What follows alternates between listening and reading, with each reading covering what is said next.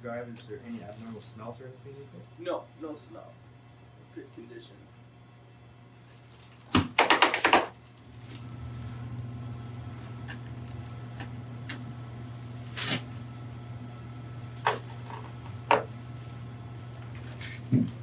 That was clean. Yeah, That easy. was really clean. And then what we do, shake out the blood. And you can see the gills will change from this color to this color here. Oh, Much bleed lighter. out. Yeah, Yeah. bleed out. That's how you know the blood is leaving the Yeah, fish. that's right.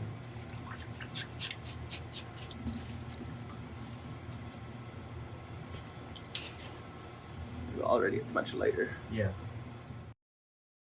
Here we have a farmed fluke from Korea that has been broken down into 4 skinless and boneless quarters. We have the back and the belly from the top of the fish, and the back and the belly from the bottom half as well. I'm going to put the bottom 2 quarters to the side so we can start with the belly saku from the uami, or top half. I'm going to demonstrate 2 slices here. This is how most Japanese chefs cut white-fleshed fish, as it gives us thin, elastic slices.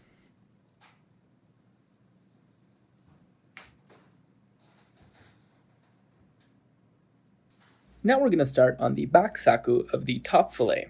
We're going to run into some trouble very quickly because this piece is the mirror opposite of the belly that we just cut. We have the fin edge towards us, the taller spine edge away, but unfortunately the muscle fibers are inverted and they're in the wrong direction now. So let's try flipping the fillet. We have again the small edge towards us and the tall edge away, but still the muscle fibers are in the opposite direction of the path our knife is going to take. So what do? We're going to have to change our cutting technique so that we cut the flesh of the fish with the grain as opposed to against the grain. Now, the only way to do this is with a push cut instead of the more conventional pull cut that we were doing before. We're using the entire length of our knife and we're cutting from the tip to the heel instead of the heel to the tip as we would in a pull cut.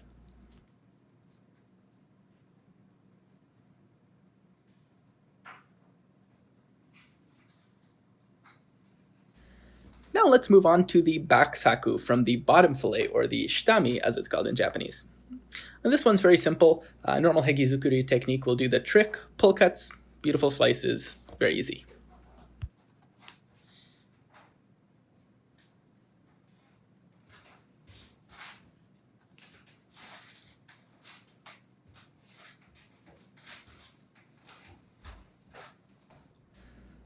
Finally, with the last quarter of the fish, the belly loin from the bottom half, we run into the same challenge as we did before. We're going to have to change our technique to a push cut in order to preserve the elastic muscle texture.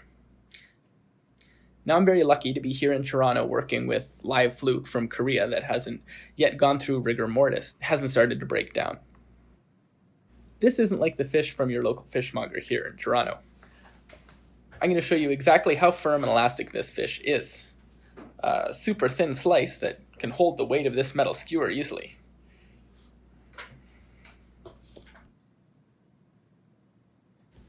Even by tugging on it like this, you can see how firm the flesh is.